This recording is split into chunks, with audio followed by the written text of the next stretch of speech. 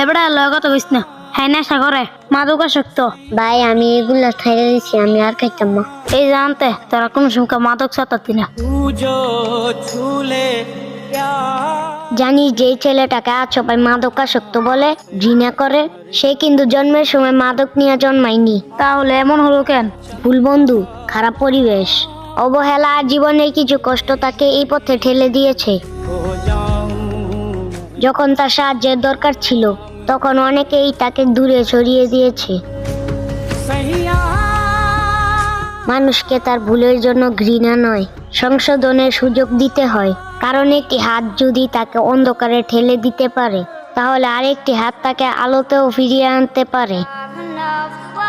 আমার ভুল হয়ে গেছে, মাফ করে দে। ভাই আমারও ভুলে গেছে, আমাকে তোরা মাফ করে দে। I felt alive.